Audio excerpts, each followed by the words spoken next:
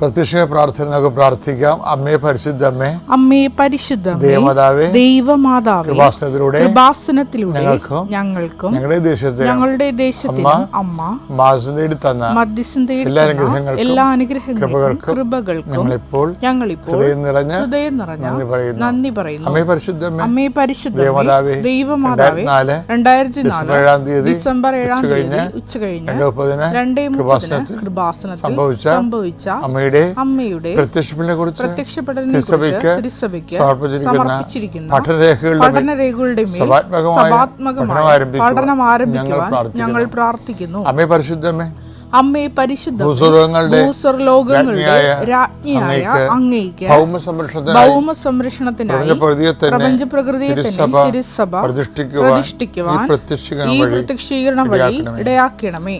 പരിശുദ്ധമേ, ജപമാല മാതാവേ, സകല കൃപാസനം പ്രാർത്ഥനയോടും ചേർത്ത് ഞങ്ങളിപ്പോൾ പ്രാർത്ഥിക്കുന്ന ഈ കുടുംബത്തിന്റെ പ്രത്യേക നിയോഗം പറ മക്കളെ.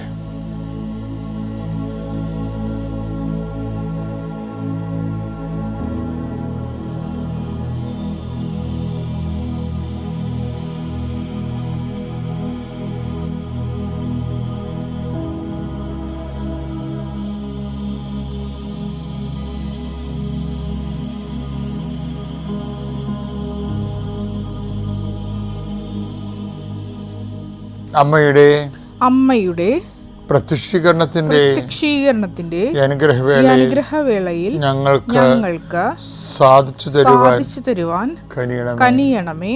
ആമേൻ. എന്റെ കർത്താവിന്റെ ഉന്നതമായ നാമത്തെ സ്വസ്ഥം ചെയ്യുന്ന കർത്താവിന്റെ വിശുദ്ധ പൗരോഹിത്യത്തെ മഹത്വപ്പെടുത്തണമേ.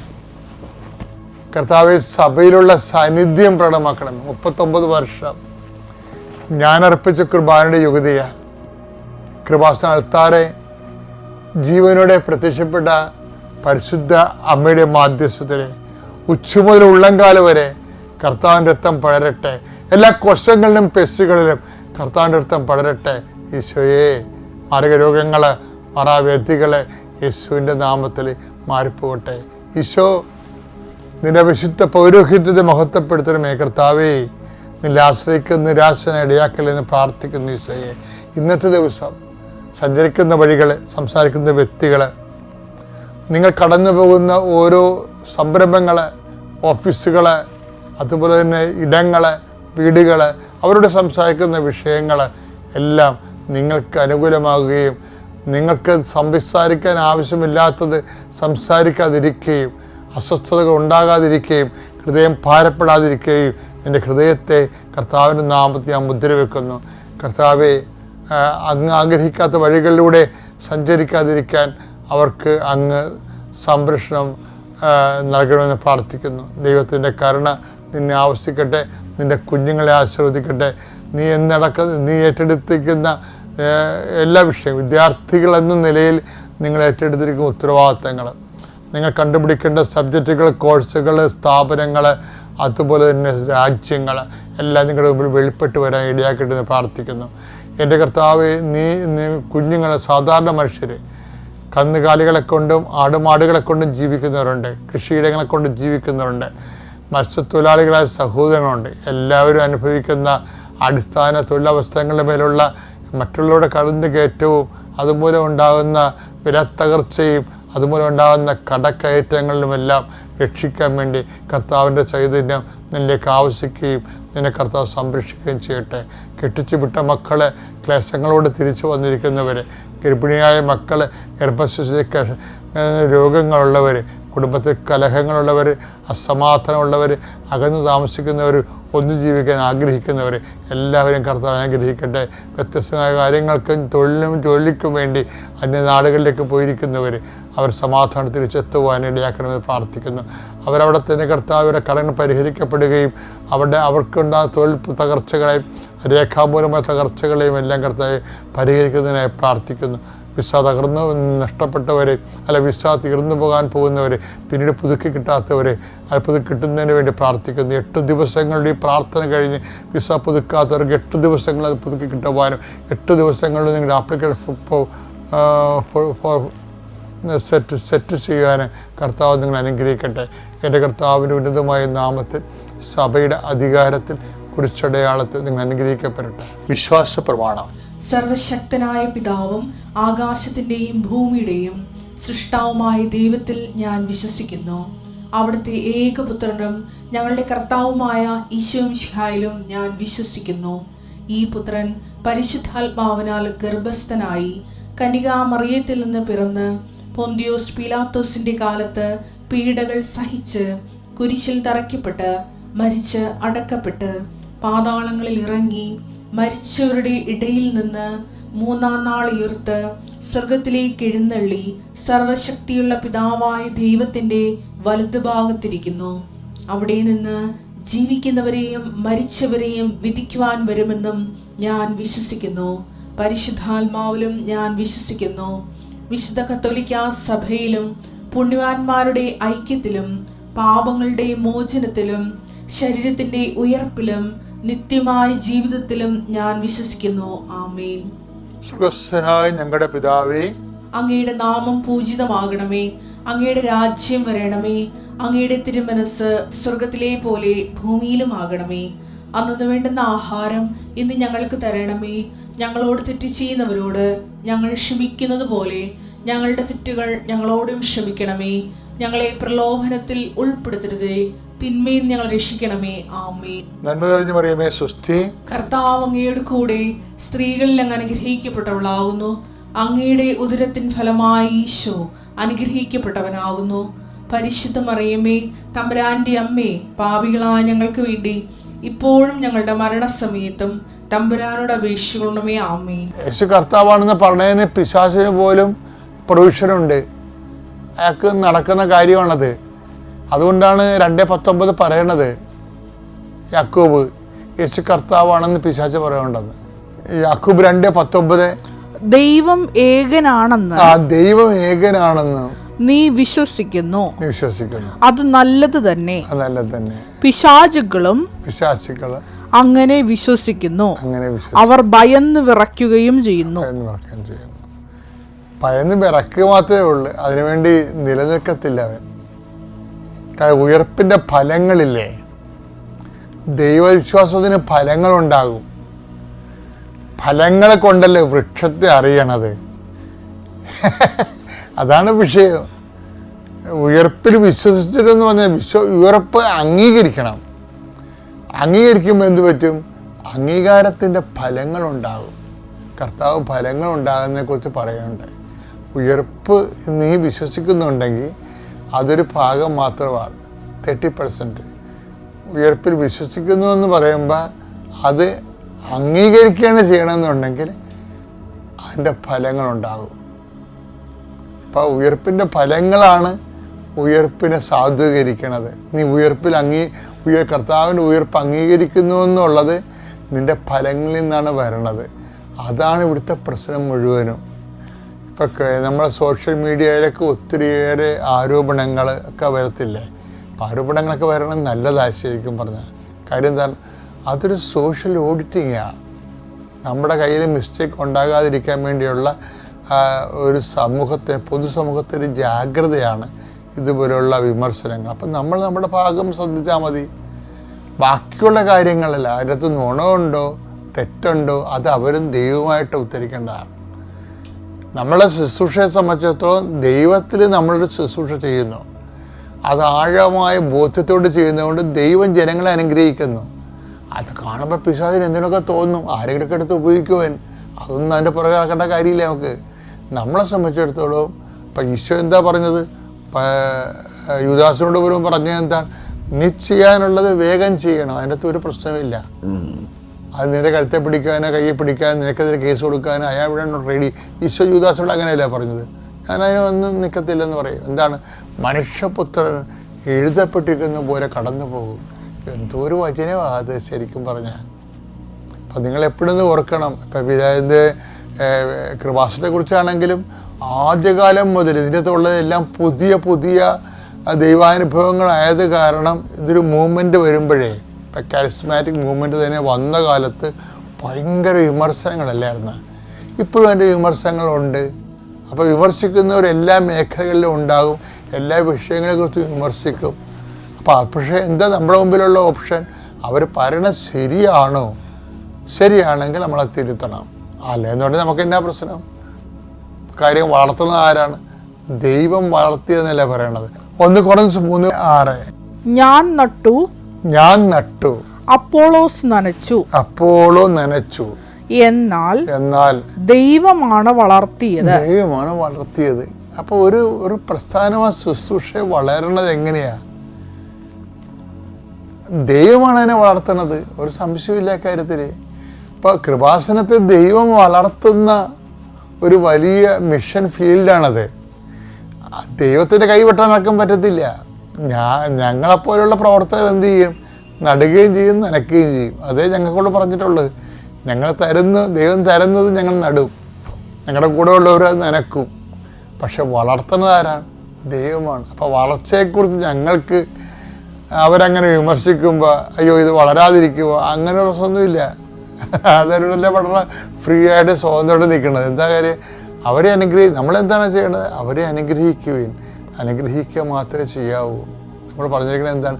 ദൈവ വഴി പോണവന് എപ്പോഴും ശത്രുക്കളവരെ അനുഗ്രഹിക്കുക മാത്രമേ ചെയ്യത്തുള്ളൂ. പക്ഷേ നമ്മുടെ സത്യങ്ങൾ പറയാൻ നമുക്ക് ബാധ്യതയുണ്ട്. അത് മറച്ചു വെക്കരുത്. കർത്താവ് പറഞ്ഞിട്ടുണ്ട്, നീ വിളക്ക് മുറം കൊണ്ട് മൂടരുത്. അതുകൊണ്ട് നിങ്ങളോട് ഞാൻ എന്താ പറഞ്ഞിരിക്കുന്നത്? അങ്ങനെ വിമർശനങ്ങൾ കേൾക്കുമ്പോൾ നിങ്ങൾ അതിൻ്റെ അടിയിൽ നിങ്ങളുടെ അനുഭവങ്ങൾ പറയും. കള്ളത്തരമൊന്നും പറയരുത്. കൃപാസനത്തെ സംരക്ഷിക്കാൻ വേണ്ടി അങ്ങനെ പോരാളികളൊന്നും ആകേണ്ട ആവശ്യമില്ല. മറിച്ച് നിങ്ങൾക്ക് കിട്ടിയ ദൈവാനുഭവങ്ങൾ കിട്ടിയിട്ടുള്ള കാര്യങ്ങൾ മറ്റുള്ളവരെ അറിയിക്കാൻ നിങ്ങൾ ബാധ്യസ്ഥരാണ്. എൻ്റെ കാർഡിൽ കമൻറ്റ് ചെയ്യണം, എൻ്റെ അനുഭവം ഇതാണെന്ന് പറയണം. അങ്ങനെ എത്രയോ പേര് പറയുന്നുള്ളതറിയാവോ? കാര്യം എന്താണ്? തിന്മയെ എപ്പോഴും നന്മ കൊണ്ടാണ് ജയിക്കേണ്ടത്. റോമ 12:21 തിന്മ നിങ്ങളെ കീഴടക്കാതിരിക്കട്ടെ. തിന്മ നിങ്ങളെ കീഴടക്കാതെ, പ്രത്യേകിച്ച് ഉടമ്പടി എടുത്തിരിക്കുന്ന ആൾക്കാർ. അതെ, തിന്മയെ നന്മ കൊണ്ട് കീഴടക്കുക. അപ്പൊ നമ്മൾക്ക് കറക്റ്റായുള്ള സ്റ്റാൻഡിങ് നിശ്ചയം തന്നിട്ടുണ്ട്. തിന്മയെ തിന്മ കൊണ്ടല്ല കീഴടക്കേണ്ടത്. അവർ നമ്മളെ തന്ത വിളിക്കുമ്പോൾ നമ്മൾ തിരിച്ചു തന്ത വിളിക്കുകയല്ല ചെയ്യേണ്ടത്. തിന്മയെ നന്മ കൊണ്ട് കീഴടക്കാം. അപ്പം തിന്മയേക്കാൾ ബലമുള്ള ആയുധമാണ്. ഇപ്പം അവരുടെ കയ്യിൽ ഇരിക്കുന്നത് ഒരു പിസ്റ്റോളാണെങ്കിൽ നമ്മുടെ കയ്യിൽ ഇരിക്കുന്ന പീരങ്കിയാണ്. അതാണ് വ്യത്യാസം. തിന്മയെ ഈശോയാണ് പറഞ്ഞത്, തിന്മയെ കീഴടക്കാൻ പറ്റിയ ഏറ്റവും വലിയ ആയുധം നിങ്ങൾക്ക് തരാം. അതെന്താണ്? തിന്മയെ നന്മ കൊണ്ട് കീഴടക്കണം. അത് എന്ത് ചെയ്യണം? നിങ്ങളും തിന്മയിലേക്ക് പോകരുത്. കാര്യം നമ്മുടെ പ്രാർത്ഥന മൊത്തം തിന്മയിൽ നിങ്ങൾ രക്ഷിക്കണമെന്നല്ലേ. പിന്നെ എങ്ങനെ നമ്മൾ തിന്മ ചെയ്യണേ? നമ്മളെ പഠിപ്പിച്ച പ്രാർത്ഥന എന്താണ്? സ്വർഗ്ഗസ്ഥനായ പിതാവിൽ പ്രലോഭനങ്ങൾ ഉൾപ്പെടുത്തരുത്, തിന്മയിൽ നിങ്ങൾ രക്ഷിക്കണമേ. അപ്പോൾ പിന്നെ എന്താ നമുക്ക് തിന്മ വരാണത്? തിന്മ ചെയ്യേണ്ട കാര്യം എന്ത്? തിന്മയിൽ രക്ഷിക്കണമെന്നല്ല നമ്മൾ പ്രാർത്ഥിക്കണം. അപ്പം നമ്മളതിൻ്റെ അകത്ത് കുടുങ്ങിയാൽ എങ്ങനെയും ചെയ്യാൻ പറ്റത്തില്ല. അപ്പം എന്നാ ചെയ്യും? ശത്രുക്കളെ ആശീർവദിക്കുക മാത്രമേ ചെയ്യാവൂ. റോമ 12:14 നിങ്ങളെ പീഡിപ്പിക്കുന്നവരെ അനുഗ്രഹിക്കുവിൻ. അനുഗ്രഹിക്കുകയല്ലാതെ ശപിക്കരുത്. അതാ സംഭവം. ശപിക്കുകയും ചെയ്യാൻ പറ്റത്തില്ല. അതിൻ്റെ കാര്യത്തിന് പരിശുദ്ധാത്മാവ് നിറഞ്ഞു നിൽക്കുന്നവന് ആത്മാവിൻ്റെ ഫലങ്ങളിലേ മുന്നോട്ട് പോകാൻ പറ്റത്തുള്ളൂ. ബാക്കിയുള്ള എല്ലാം അതിജീവിച്ചുകൊണ്ട് തന്നെയല്ലേ സഭ ഇവിടം വരെ എത്തിയത്. ഇപ്പം സഭ ഏകാഗ്രമായിരിക്കാനും കൂടുതൽ പ്രാർത്ഥിക്കാനും കൂടുതൽ വിശുദ്ധിയോടെ ജീവിക്കാനും മറ്റ് സഭയ്ക്ക് അനുയോജ്യമല്ലാത്ത തീരുമാനങ്ങളോ ചെയ്തികളോ വരാതിരിക്കാൻ വേണ്ടി ജാഗ്രത ഉണ്ടാകണം. അതാണ് സഭയുടെ ശുശ്രൂഷകരുടെ ലക്ഷ്യം. കാര്യം നമ്മൾക്കൊരു ബാക്കി എന്താണ്? ബാക്കിയെല്ലാം കർത്താവാണ് ക്രമീകരിക്കുന്നത്. ദ്രോഹിക്കുന്നവരെ ആശീർവദിക്കണമെന്ന് ഈശോ പറഞ്ഞല്ലേ. എന്നിട്ട് പൗലോസ് അപ്പോസ്തലൻ അത് പറഞ്ഞപ്പോൾ ഈശോയുടെ വചനങ്ങൾ വ്യാഖ്യാനിച്ചപ്പോൾ പൗലോസ് അപ്പോസ്തലൻ സഭയിൽ കണ്ടത് നിങ്ങൾ ദ്രോഹിക്കുന്നവരെ ആശീർവദിക്കുന്നുണ്ട് ആൾക്കാർ. പിന്നെ എന്നാലും ചെറിയ അണ്ണന്മാരൊക്കെ ഉള്ളിൽ എന്നാലും നീ എനിക്കിട്ടങ്ങനെ പണിതല്ല, നിനക്ക് ഞാൻ വെച്ചിട്ടുണ്ട് എന്ന് മനസ്സിൽ വിചാരിക്കുന്നുണ്ട്. അതുകൊണ്ടാണ് പൗലോസ് അപ്പോസ്തലൻ പറഞ്ഞത് നിങ്ങൾ ദ്രോഹിക്കുന്നവരെ ആശീർവദിക്കുക മാത്രമേ ചെയ്യാവുന്നു. അത് കറക്റ്റ് ചെയ്ത് ചെത്തിച്ചേർപ്പിച്ചിരിക്കുകയാണ് അവിടെ. അതെന്തിനാണെന്നറിയാമോ? പരിശുദ്ധാത്മാവ് പൂർണ്ണമായിട്ട് നിങ്ങൾ പ്രവർത്തിച്ച് പ്രവർത്തനക്ഷമമാകാൻ വേണ്ടിയാണ് പൗലോസ് അപ്പോസ്തലൻ അങ്ങനെ നിർദ്ദേശം നൽകിയത്. ഇടുക്കിയിലെ മണിയാറൻകുടി പള്ളിയടവിൽ നിന്നും വരുന്നു. ഞങ്ങൾക്ക് 10 വർഷമായിട്ട് കല്യാണം കഴിഞ്ഞിട്ട് കുഞ്ഞുങ്ങളില്ലായിരുന്നു. ട്രീറ്റ്മെൻറ്റിൽ PCOD ആണെന്ന് അറിഞ്ഞു. ഒത്തിരി ട്രീറ്റ്മെൻറ്റ് ചെയ്തു. ലാസ്റ്റ് 10 വർഷമായപ്പോഴും ഇനി കുഞ്ഞുങ്ങളുണ്ടാവില്ല എന്ന് പറഞ്ഞു. അതിനുശേഷം ഞങ്ങൾ ട്രീറ്റ്മെൻ്റ് എല്ലാം നിർത്തി. അങ്ങനെ ഇരുന്നപ്പോൾ അമ്മയുടെ ചേച്ചിയുടെ മകന് ഇവിടെ വരാൻ വന്ന് ഇവിടുത്തെ സാക്ഷി പേപ്പർ ഞങ്ങൾക്ക് കൃപാസനത്തിലെ മാസിക കൊണ്ടേ തന്നു. പ്രാർത്ഥിച്ചാൽ മതി, നിനക്കൊരു കുഞ്ഞിനെ ദൈവം തരും, നീ വിശ്വസിച്ച് പ്രാർത്ഥിച്ചാൽ മതി എന്ന് പറഞ്ഞു.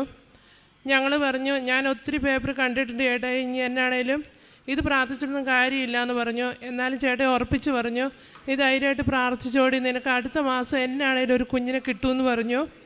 ഞങ്ങൾക്ക് 11ാമത്തെ വർഷം ചേട്ടായി കൊണ്ടു തന്ന മാസയുടെ പിറ്റേ മാസം തന്നെ ദൈവം അനുഗ്രഹിച്ചു. ഞങ്ങൾക്ക് ഒരു കുഞ്ഞിനെ തന്നു. ഇപ്പോൾ ഇവന് 3 വയസ്സായി. ഇവൻ്റെ പേര് ഡെൽവിൻ എന്നാണ്. അതോടൊപ്പം തന്നെ ഞങ്ങൾക്ക് ഇവനുണ്ടായി 1.5 വർഷം കഴിഞ്ഞപ്പോൾ ഒരു കുഞ്ഞിനെ ഒരു ട്രീറ്റ്മെൻറ്റും കൂടാതെ ദൈവം അനുഗ്രഹിച്ചു. യേശുവേ നന്ദി, യേശുവേ സ്തുതി.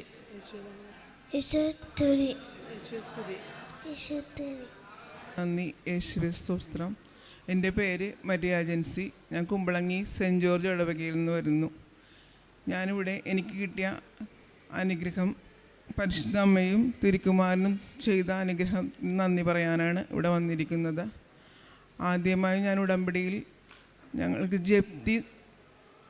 ഞങ്ങളുടെ വീടിന് ജപ്തി വന്ന്, അപ്പോൾ അതിൻ്റെ വേണ്ടിയിട്ടാണ് ഞാൻ ആദ്യം ഉടമ്പടിയിൽ വെച്ചിരുന്നത്. അപ്പോൾ ഞങ്ങളൊരു ബിസിനസ് ലോൺ എടുത്തിട്ടുണ്ടായിരുന്നു. 8 ലക്ഷം രൂപയാണ് ഞങ്ങൾ എടുത്തിരുന്നത്. പക്ഷേ കൊറോണയ്ക്ക് മുന്നെയാണ് അതെടുത്തത്. പക്ഷേ എന്തൊക്കെയാണെങ്കിലും എനിക്ക് അപ്പോൾ കുഴപ്പമൊന്നുമില്ലാത്ത രീതിയിൽ ഞങ്ങൾ അടച്ചു പോയിക്കൊണ്ടിരുന്ന ചേച്ചി. പക്ഷെ കൊറോണ വന്നപ്പോൾ ഇത് അടക്കാൻ പറ്റാതെയായി. അത് ഭയങ്കരമായിട്ട് പലിശ കൂടി ഇതായി. ഇത് കഴിഞ്ഞിട്ട് ഞങ്ങൾ പിന്നെ അടച്ചു തുടങ്ങിയിട്ടും 1 വർഷം മുടങ്ങാതെ അടച്ച്, എന്നിട്ടും ഒരു പൈസ പോലും മുതലിൽ കയറിയിട്ടില്ല. അപ്പം ഞങ്ങൾ മാനേജറെ വിളിച്ച്, ഇങ്ങനെ കാലാവധി കഴിഞ്ഞിട്ടുണ്ട്, അപ്പോൾ എന്തെങ്കിലും ചെയ്യണമെന്നും പറഞ്ഞിട്ട്. അപ്പോൾ ഞാനിവിടെ ഉടമ്പടി എടുത്തിട്ടുണ്ടായിരുന്നു. അപ്പം ഞാനിവിടെ അമ്മയോട് വന്നിട്ട് ഇങ്ങനെ പ്രാർത്ഥിച്ചു. അപ്പോൾ അല്ലെങ്കിൽ ജപ്തി നടപടികളിലൊക്കെ പോകുമെന്ന് പറഞ്ഞു. അപ്പം ഞാനിവിടെ അമ്മയോട് വന്ന് പ്രാർത്ഥിച്ചു, എന്ത് ചെയ്യും മാതാവേ, 8 ലക്ഷം രൂപ കൊടുക്കാമെന്ന് വെച്ചാൽ ഞങ്ങൾക്ക് കേറ്ററിംഗ് ആയിരുന്നു, ഫുഡിൻ്റെ പണിയാണ്. അപ്പോൾ അതുപോലെ കൊച്ചിനാണെങ്കിൽ ഹോട്ടൽ മാനേജ്മെൻറ്റാണ്. അപ്പോൾ 2 പേർക്കും വർക്കില്ലാത്തത് കൊണ്ട് ഒന്നും ചെയ്യാനും പറ്റണില്ല, ഇത് അടക്കാനും പറ്റണില്ല. ജപ്തിയായ എന്ത് ചെയ്യുമെന്ന് ഓർത്ത് ഞാനിവിടെ ഒന്ന് കരഞ്ഞ് പ്രാർത്ഥിച്ചതിൻ്റെ ഫലമായി ഞങ്ങളെ മാനേജറെ വിളിച്ചിട്ട് പറഞ്ഞ് ഒറ്റത്തവണ തീർപ്പാക്കണ പദ്ധതി, അങ്ങനെ 4 ലക്ഷം രൂപ നിങ്ങൾ അടക്കുകയാണെങ്കിൽ നമുക്ക് ഈ ആധാരം തിരിച്ചു തരാമെന്ന് പറഞ്ഞു. പക്ഷെ 4 ലക്ഷം രൂപ പോയിട്ടൊരു 10 രൂപ നമുക്ക് എടുക്കാൻ പറ്റാത്ത അവസ്ഥ, അത്രക്ക് ടെൻഷനും കാര്യങ്ങളായിട്ടൊക്കെ നിൽക്കണതാണ്. അപ്പം നമുക്കൊന്നും ചെയ്യാൻ പറ്റാത്ത അവസ്ഥ. അപ്പം ഞാനിവിടെ വന്ന് പ്രാർത്ഥിച്ചു, മാതാവേ എന്ത് ചെയ്യും എനിക്കറിയില്ല, അപ്പോൾ നീ തന്നെ എന്തൊരു വഴി കാണിച്ചിരുന്നു, ഞങ്ങളുടെ ബുദ്ധി കൊണ്ടാണ്, ഞങ്ങളുടെ ഇതുകൊണ്ടൊന്നും നടക്കൂല എന്ന് വെച്ചാൽ നീ എന്തെങ്കിലും ഒരു അത്ഭുതം കാണിക്കാതെ എന്ന് വെച്ചാൽ ആരും തരൂല, അത്രക്ക് കടമാണ് ഞങ്ങൾക്ക്, അതെല്ലാവർക്കും അറിയുകയും ചെയ്യാം. അപ്പോൾ അതുകൊണ്ട് ഞാനിങ്ങനെ പ്രാർത്ഥിക്കുമായിരുന്നു ഇവിടെ വന്ന്. പക്ഷേ എനിക്കങ്ങനെ ടെൻഷനൊന്നുമില്ല, വീട്ടിലെല്ലാവരും പറയുമെങ്കിലും എനിക്ക് ടെൻഷനൊന്നുമില്ല. ഇവിടെ വന്ന് ഞാൻ മിക്ക ദിവസവും വന്ന് പ്രാർത്ഥിക്കുമായിരുന്നു. പിന്നെ അത് കഴിഞ്ഞ് കുറേ ശ്രമിച്ച് പിന്നെ പലിശക്ക് എടുക്കാനൊക്കെ എങ്ങനെയെങ്കിലും അടച്ചു തീർക്കുക, അല്ലെങ്കിൽ ജപ്തി വരുമല്ലോ, പിന്നെ നാണക്കേടാവുമല്ലോ എന്നൊക്കെ വിചാരിച്ച് കുറേ ശ്രമിച്ച്. പക്ഷെ ഒന്നും നടന്നില്ല. 30 ദിവസമാണ് ഞങ്ങൾക്ക് തന്നിരുന്നത് അവർ. അപ്പോൾ 27 ദിവസമായിട്ടും ഒരു രക്ഷയില്ല. അപ്പോൾ പിന്നെ 3 ദിവസമുള്ള എന്ത് ചെയ്യും, ഭയങ്കര ടെൻഷനായി, എല്ലാവർക്കും ഉറക്കമില്ല. അങ്ങനെയൊക്കെ ഞാൻ 3 മണിയൊക്കെ ഇപ്പോൾ രാത്രി ഇരുന്നിങ്ങനെ പ്രാർത്ഥിച്ച്, എൻ്റെ മാതാവ് എന്തെങ്കിലും ഒരു വഴി നീ കാണിച്ചു തന്നില്ലെങ്കിൽ ആത്മഹത്യയില്ലാതെ വേറെ ഒരു വഴിയില്ലെന്ന് വെച്ചാൽ ഈ ജപ്തിയൊക്കെ വന്ന് നാണക്കേടല്ലേ, അതിനേക്കാളും പറ്റൂല. അതുകൊണ്ട് നീ എനിക്ക് നാളെ 10 മണിക്ക് മുന്നേ എന്തെങ്കിലും ഒരു ഇത് കാണിച്ചു തരണമെന്ന് പറഞ്ഞ്. പക്ഷേ ഞാനെന്നിട്ടിത് മറന്നുപോയി. രാവിലെ ഞാൻ പള്ളിയിൽ പോയി വന്ന് ഞാൻ അവിടെ എൻ്റെ ജോലിയൊക്കെ ചെയ്തുകൊണ്ടിരിക്കണേ. അപ്പം അപ്പുറത്തെ വീട്ടിലെ ചേച്ചി എന്നോട് വന്നിട്ട് പറഞ്ഞ്, കൊച്ചെങ്ങനെയുണ്ട് ലോണിൻ്റെ കാര്യങ്ങൾ എന്തായെന്ന് ചോദിച്ചു. അപ്പം ഞാൻ പറഞ്ഞ് എനിക്ക് ഒന്നും പറയാൻ പറ്റൂല, ഒന്നും ആയിട്ടില്ലെന്ന് പറഞ്ഞു. അപ്പോൾ പുള്ളിക്കാരത്തി പറഞ്ഞ് ഞാൻ എന്തെങ്കിലും ചെയ്ത് സഹായിക്കാം, ബാക്കി കാര്യങ്ങളൊക്കെ നോക്കിക്കോ എന്ന് പറഞ്ഞു. അപ്പം അപ്പം തന്നെ എനിക്ക് സമാധാനമായി, എനിക്ക് കിട്ടുമെന്ന് ഉറപ്പായെന്ന് വെച്ചാൽ 10 മണി. അപ്പം ഞാൻ നോക്കുമ്പോൾ ക്ലോക്ക് ഇട്ട് നോക്കുമ്പോൾ കറക്റ്റ് 10 മണി. അപ്പം ഞാൻ മാതാവിനെ വിളിച്ചു, ഒരുപാട് കരഞ്ഞ് പിന്നെയും പ്രാർത്ഥിച്ച്. അത് കഴിഞ്ഞിട്ട് പിന്നെ അത്ഭുതമാണ് ഞങ്ങളുടെ വീട്ടിൽ നടന്നത്. 2 മണിക്കൂർ കൊണ്ടാണ് ഈ 4 ലക്ഷം രൂപ ഞങ്ങളുടെ വീട്ടിൽ വന്നത്. ഞങ്ങൾ ഒരു ബന്ധമോ ഒന്നുമില്ലാത്ത ആൾക്കാർ ഞങ്ങളുടെ വീട്ടിലേക്ക് ഞങ്ങൾ ചോദിക്കാതെ തന്നെ കൊണ്ടുവന്ന് തന്ന് ഈ 4 ലക്ഷം രൂപ. അപ്പം തന്നെ ഞാൻ ഇവിടെ വന്ന് അമ്മേനോട് നന്ദി പറഞ്ഞ്, ഇതെനിക്ക് പൈസ കിട്ടിയല്ല. കിട്ടിക്കഴിഞ്ഞാൽ ബാങ്കിൽ കൊണ്ട് അടക്കാൻ വേണ്ടി ചെന്നപ്പോൾ മാനേജർ അവിടെ ഇല്ല. അപ്പം അപ്പോൾ അവർ പറഞ്ഞ് 2 ദിവസം കഴിഞ്ഞിട്ട് വാ, നിങ്ങളുടെ പൈസ കൊണ്ടുവന്നിട്ടുണ്ടല്ലോ, മാനേജർ വരുമ്പോൾ ഞങ്ങൾ വിളിക്കാമെന്ന് പറഞ്ഞ്. അങ്ങനെ ഇവിടെ നിന്ന് ഞാൻ പ്രാർത്ഥിച്ചിട്ട് പോയി അവിടെ ചെന്ന്. അപ്പോൾ ഈ കാശ് രൂപം ഞാൻ കൊടുത്തു വിടുമായിരുന്നു. കാശ് രൂപം കൊടുത്തു വിട്ട് അവിടെ ചെന്ന് പ്രാർത്ഥിച്ച് കഴിഞ്ഞപ്പോൾ, സംസാരിച്ച് കഴിഞ്ഞപ്പോൾ അവർ 3.5 ലക്ഷത്തിന് ഞങ്ങളുടെ ലോൺ തീർന്ന് ഞങ്ങളുടെ ആധാരം ഞങ്ങളുടെ കയ്യിൽ കിട്ടി. ഞാനിവിടെ കൊണ്ടുവന്നിട്ടുണ്ടത്. ഞാൻ ഒരിക്കലും ഓർത്തില്ല എൻ്റെ ഈ കടം തീർക്കാൻ പറ്റുമെന്നും. ഈ 8 ലക്ഷം രൂപ എന്നെ കൊണ്ട് തീർക്കാൻ പറ്റില്ല, അത്രക്ക് ഇതായിപ്പോയി. ഞങ്ങൾ അത്രക്ക് പെട്ടുപോയി കിടക്കണേന്ന് വെച്ചാൽ ഈ പണിയൊന്നും ഇല്ലാണ്ടായിപ്പോയില്ല. അങ്ങനെ അതാണ് എൻ്റെ ആദ്യത്തെ സാക്ഷ്യം. പിന്നെ രണ്ടാമത്തെ സാക്ഷ്യം എന്ന് പറഞ്ഞാൽ, ഞാൻ ഉടമ്പടി എടുക്കുന്നതിന് മുമ്പ് കഴിഞ്ഞ ഡിസംബർ മാസത്തിൽ ഞാൻ ഇവിടെ എൻ്റെ മോൻ ഷെഫാണ്. അപ്പോൾ അവന് ഗൾഫിൽ പോകാൻ ഇഷ്ടം പോലെ ചാൻസ് വന്നിട്ടുണ്ട്. പക്ഷേ ഈ 5 ലക്ഷം രൂപ 4 ലക്ഷം രൂപയ്ക്കാണ് ആൾക്കാർ ചോദിക്കണത്. അപ്പോൾ പോകാൻ പറ്റൂല. അപ്പോൾ എൻ്റെ മോൻ പറഞ്ഞ്, അമ്മച്ചി ഒരിക്കലും ഗൾഫിൽ പോക്ക് നടക്കുകയൊന്നുമില്ല, അതുകൊണ്ട് അമ്മച്ചി അതൊന്നും ഓർക്കുകയും വേണ്ട, സ്വപ്നം കാണുകയും വേണ്ട കേട്ടോ, എനിക്ക് ഗൾഫിലൊന്നും പോക്ക് നടക്കൂലെന്ന് പറഞ്ഞു. അപ്പം ഞാൻ പറഞ്ഞു, വാ നമുക്കൊന്ന് കൃപാസനത്തിൽ പോകാമെന്ന് പറഞ്ഞിട്ട് ഇവിടെ വന്ന് പ്രാർത്ഥിച്ച്. ഇവിടെ നിന്ന് പ്രാർത്ഥിച്ച് ഞാൻ പറഞ്ഞു, അമ്മേ ഞങ്ങളുടെ കഴിവുകൊണ്ടൊന്നുമല്ല, നിൻ്റെ കഴിവാണ്, ഞങ്ങൾക്ക് പൈസയൊന്നുമില്ല പോകാനായിട്ട്, അപ്പം നീ തന്നെ ഞങ്ങളെ അനുഗ്രഹിക്കണേന്ന് പറഞ്ഞിട്ട് ഞാൻ പ്രാർത്ഥിച്ചിട്ട് പോയി. ഡിസംബർ പകുതിയോടുകൂടി ഞാൻ ഇവിടെ ഒന്ന് പ്രാർത്ഥിച്ചിട്ട് പോയത്. ഡേറ്റ് ഞാൻ ഓർക്കണില്ല. അത് കഴിഞ്ഞിട്ട് ജനുവരി 1-ാം തീയതി കഴിഞ്ഞിട്ട് അവനൊരു കൂട്ടുകാരനെ പരിചയപ്പെട്ടന്ന്. അപ്പം ആ ചെക്കൻ പറഞ്ഞ്, എടാ ഇങ്ങനെ നിൻ്റെ ബയോഡേറ്റ എനിക്ക് തരുക, ഞാൻ ഇങ്ങനെ ഒരു മലേഷ്യയിൽ പോകാനായിട്ടൊരു ചാൻസ് വന്നിട്ടുണ്ടെന്ന് പറഞ്ഞു. അപ്പോൾ അവൻ എന്നെ വിളിച്ച് പറഞ്ഞു, അമ്മ ഇങ്ങനെ ഒരു ചാൻസ് വന്നിട്ടുണ്ട്. അപ്പം ഞാൻ ചോദിച്ചു, എത്ര ലക്ഷം രൂപ കൊടുക്കണമെന്ന് ചോദിച്ചു. അപ്പോൾ പറഞ്ഞ്, ഒന്നും കൊടുക്കണ്ടെന്നാ പറഞ്ഞതെന്ന് പറഞ്ഞ്. അങ്ങനെ ഇത് അവൻ ഓൺലൈനായിരുന്നു, ഇൻ്റർവ്യൂ ഒക്കെ പാസ്സായി കഴിഞ്ഞിട്ട് അവൻ എന്നെ വിളിച്ചു പറഞ്ഞ്. എന്നിട്ട് പിന്നെ അവൻ വിളിച്ചിട്ട് പറഞ്ഞു, അമ്മ എനിക്ക് പ്രായം കുറവാണ്, അപ്പം 24 വയസ്സായിട്ടില്ല, അതുകൊണ്ട് എനിക്ക് ചിലപ്പോൾ റിജക്റ്റായി പോകാൻ തോന്നണേന്ന് പറഞ്ഞപ്പോൾ ഇവൻ 2-3 ഈ പ്രോഗ്രാമൊക്കെ ചെയ്തിട്ടുണ്ടായിരുന്നു ഇത് TV-യിൽ. അപ്പം അത് ഷെഫ് ഇട്ട് കൊടുത്ത് കഴിഞ്ഞപ്പോൾ തന്നെ അവരത്, അപ്പം ഞാൻ പറഞ്ഞു, കുഴപ്പമില്ല കൊച്ചേ, മാതാവ് നിന്നെ വിടാനാണ് തീരുമാനിച്ചേക്കണമെങ്കിൽ മാതാവ് നോക്കിക്കോളൂ എന്ന് പറഞ്ഞു. അങ്ങനെ പ്രാർത്ഥിച്ചതിൻ്റെ ഫലമായി അവനത് ചാൻസ് സെലക്ഷനായി. അത് കഴിഞ്ഞിട്ട് ഫെബ്രുവരി 15-ാം തീയതി ഇവൻ എഗ്രിമെൻ്റ് ഒപ്പിട്ട്, എന്നിട്ട് അവൻ ജോലി റിസൈൻ ചെയ്ത് പോരുകയും ചെയ്ത്. പോന്ന് 4 മാസമായിട്ട് ഒരു അനക്കവുമില്ല. അപ്പോൾ ഇടയ്ക്ക് ഞങ്ങൾ ഇവിടെ വന്ന് പ്രാർത്ഥിക്കും. അപ്പം ഞാനിങ്ങനെ ഉടമ്പടി മാതാവിനോട് പറയാം, ഉടമ്പടി എടുക്കൂല കേട്ടോ മാതാവേ എന്ന് വെച്ചാൽ എനിക്കങ്ങനെ അതൊന്നും എപ്പോഴൊന്നും വരാനൊന്നും പറ്റില്ല, അതുകൊണ്ട് ഞാൻ ഉടമ്പടി എടുക്കൂല എന്നിങ്ങനെ എപ്പോഴും പ്രാർത്ഥിച്ച് പറയുകയും ചെയ്യുമായിരുന്നു. പക്ഷെ 4 മാസമായിട്ടൊരു ഇതുമില്ല. അത് കഴിഞ്ഞ് ജൂൺ മാസത്തിൽ 3-ാം തീയതി വിളിച്ചിട്ട് പറഞ്ഞ്, ഇങ്ങനെ മെഡിക്കലിന് ചെന്നൈയിൽ ചെല്ലാൻ പറഞ്ഞ് പോയി, 10 ദിവസത്തിനുള്ളിൽ പോകാൻ പറ്റുമെന്ന് പറഞ്ഞ്. പക്ഷേ 1 മാസമായിട്ടും ഒരു അനക്കവും ഇല്ല. അങ്ങനെ ഞാൻ വീട്ടിൽ കൊന്തെത്തിച്ചോണ്ടിരിക്കണം. അപ്പോൾ ഇവൻ എന്ത് ചെയ്യുന്ന, ഇവൻ പോയിട്ട് അവിടെ ഒരു സാറിനെ പോയി വിളിച്ച്, എന്താ ഇങ്ങനെ ഒന്നും ആയില്ലല്ലോ എന്നും പറഞ്ഞ് വിളിച്ച് കഴിഞ്ഞപ്പോൾ അയാൾ പറഞ്ഞു, ഇനി എന്നെ വിളിച്ച് ബുദ്ധിമുട്ടിക്കാൻ നിൽക്കരുത് എന്ന് വെച്ചിട്ടുണ്ടെങ്കിൽ ഞങ്ങളുടെ എല്ലാം കഴിഞ്ഞ്, ഇത് ഗവൺമെൻറ്റിൻ്റെ ഇതാണ്, അതുകൊണ്ടുണ്ടല്ലോ നീ ഞങ്ങളെ ഇനി വിളിച്ച് ബുദ്ധിമുട്ടിക്കരുത് എന്ന് പറഞ്ഞപ്പോൾ ഇവൻ അങ്ങോട്ട് അരിശം വന്നിട്ട് ഇവൻ എന്നോട് വന്നിട്ട് പറഞ്ഞേ, ഇനി മേലനോട് അമ്മ പ്രാർത്ഥിക്കാൻ പറയരുത്, അമ്മയുടെ ഒരു പ്രാർത്ഥന എന്നൊക്കെ പറഞ്ഞിട്ട് എൻ്റെ അടുത്ത് ദേഷ്യപ്പെട്ട്. അപ്പം ഞാൻ മാതാവിനോട് പറഞ്ഞു, മാതാവേ എൻ്റെ മകൻ്റെ വിശ്വാസം നഷ്ടപ്പെട്ട പിന്നെ എനിക്കൊന്നുമില്ല, അതുകൊണ്ട് അത് മാത്രം നീ അങ്ങനെ ചെയ്യരുത്, നീ എന്താണെന്ന് വെച്ചാൽ നീ അവിടെ പ്രവർത്തിച്ചു എന്ന് പറഞ്ഞു. അത് കഴിഞ്ഞിട്ട് ഞാൻ അപ്പം ഒന്നും മിണ്ടിയില്ല. എന്നിട്ട് ഞാൻ പിറ്റേ ദിവസം ഞാൻ എന്നോട് പറഞ്ഞു, മോനെ നമുക്കൊന്ന് കൃപാസനത്തിൽ പോകാൻ പറഞ്ഞപ്പോൾ ഇവൻ ആദ്യം പറഞ്ഞു ഞാൻ വന്നില്ലെന്ന് പറഞ്ഞ്. അത് കഴിഞ്ഞിട്ട് ഇവൻ പറഞ്ഞ് അന്ന് പോകാമെന്ന് പറഞ്ഞു. പക്ഷെ ഉടമ്പടി എടുക്കാമെന്ന് പറഞ്ഞല്ല ഞാൻ വന്നത്. ഇവിടെ വന്നപ്പോൾ എനിക്കങ്ങനെ തോന്നി. ഞാൻ വെക്കാൻ ഉടമ്പടി പത്രം പോയി വാങ്ങിച്ച് ഞാൻ മേളിലേക്ക് പോയി ക്ലാസ് കേൾക്കാൻ വേണ്ടി. അപ്പം ഇവൻ താഴെ നിൽക്കണമായിരുന്നു. അപ്പം ഞാൻ മേളിൽ ചെന്ന് അങ്ങോട്ട് ഫില്ല് ചെയ്തിട്ടൊന്നുമില്ല, പേപ്പർ ഇങ്ങനെ വാങ്ങിച്ചിട്ട് അവിടെ മേളിൽ പോയി നിൽക്കണേ ഉള്ളു. അപ്പം തന്നെ ഇവൻ വന്നിട്ടും പറഞ്ഞ് അമ്മച്ചി എന്നെ വിളിച്ച് ഫോണിൽ വിളിച്ചിട്ട് പറഞ്ഞാൽ അമ്മ താഴേക്ക് വരുവാന്ന് വെച്ചു. അപ്പം ഞാൻ എന്താ ഒന്ന് വന്നേന്ന് പറഞ്ഞ് വിളിച്ച്. ഞാനങ്ങനെ പെട്ടെന്ന് താഴേക്ക് വരുമ്പോൾ ഇവൻ പറഞ്ഞേ അമ്മ മലേഷ്യയിൽ നിന്ന് വിളിച്ച് വിസ അടിച്ച് എനിക്ക് 24-ാം തീയതി പോകണമെന്നും പറഞ്ഞിട്ട്. അങ്ങനെ രണ്ടാമത്തെ സാക്ഷ്യം. ആ ഉടമ്പടി എടുക്കുന്നതിന് മുമ്പ് ഉടമ്പടി എടുക്കാൻ ഞാൻ എഴുതിയിട്ടില്ല, ഒന്നും ചെയ്തിട്ടില്ല.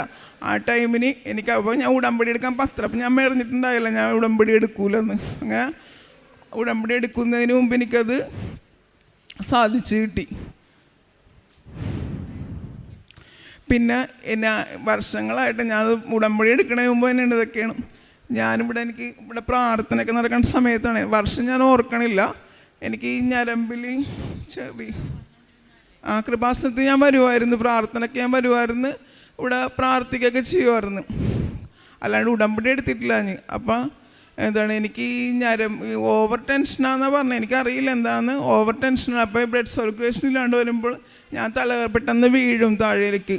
പിന്നെ എനിക്ക് ഒന്നും ഓർമ്മയൊന്നും ഉണ്ടാവില്ല. അങ്ങനെ ഒരു ഇതുണ്ടായിരുന്നു എനിക്ക്. അപ്പോൾ ഡോക്ടർ പറഞ്ഞാൽ വേറെ പ്രശ്നമൊന്നുമില്ല, ടെൻഷൻ അടിക്കരുതെന്ന് പറഞ്ഞു. പക്ഷെ എനിക്കും അറിയില്ല എന്താ കാര്യമെന്ന്. ഇടയ്ക്ക് ഞാൻ ഇങ്ങനെ വീഴും. അങ്ങനെ തന്നെ ഇവിടെ അനിയത്തിയും ചേച്ചിയും കൂടെയാണ് ഇവിടെ കൊണ്ടുവന്നത്. പിടിച്ചുകൊണ്ടാണ് വന്നത്. എനിക്ക് നടക്കാനൊന്നും പറ്റില്ല ഞാൻ ഒറ്റയ്ക്ക്. പെട്ടെന്ന് ഞാൻ വീഴും. നമുക്ക് എങ്ങനെയെന്ന് പറയാൻ പറ്റൂല അത്. പക്ഷേ ഇവിടെ വന്ന് പ്രാർത്ഥന കൂടി ഞാൻ വന്നപ്പോൾ തന്നെ പിടിച്ചുകൊണ്ട് വന്ന് പോയപ്പോൾ ഞാൻ നന്നായിട്ട് നടന്ന് അന്നോട്ട് എനിക്ക് ഇതുവരെ ഒരു കുഴപ്പവും ഉണ്ടായിട്ടില്ല. പിന്നെ അതുപോലെ എൻ്റെ മൂത്ത മോൻ തന്നെ അപ്പൻഡിസൈറ്റിസിൻ്റെ വയറുവേദനയായിട്ട് ഞാൻ ഹോസ്പിറ്റലിൽ കൊണ്ടുപോയി അവനെ ഓപ്പറേഷത്തിന് കയറ്റി.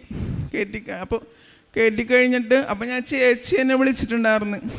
എന്താണെന്ന് കൊച്ചിനെന്ത് പറ്റിയെന്ന് ചോദിച്ചു. അപ്പം ഞാൻ അവനോട് അവന് ഓപ്പറേഷനാണ് തിയേറ്ററിലേക്ക് കൊണ്ടുപോയേക്കണേണെന്ന് പറഞ്ഞു. അപ്പം ചേച്ചി വെക്കുന്ന അച്ഛനെ വിളിച്ചിട്ട് പറഞ്ഞ് പ്രാർത്ഥിക്കാൻ പറഞ്ഞു. അപ്പം അച്ഛൻ വിളിച്ച് അപ്പം തന്നെ ഫോൺ എടുത്തിട്ട് അച്ഛൻ പറഞ്ഞ് അവന് ഓപ്പറേഷനൊന്നും ചെയ്യേണ്ടി വരൂലെന്ന് പറഞ്ഞു. പക്ഷേ എനിക്കപ്പോൾ സത്യം പറഞ്ഞാൽ ചിരിയാവുന്നതെന്ന് വെച്ചിട്ടുണ്ടെങ്കിൽ ഓപ്പറേഷത്തിന് കയറ്റിയേക്കണേല്ല.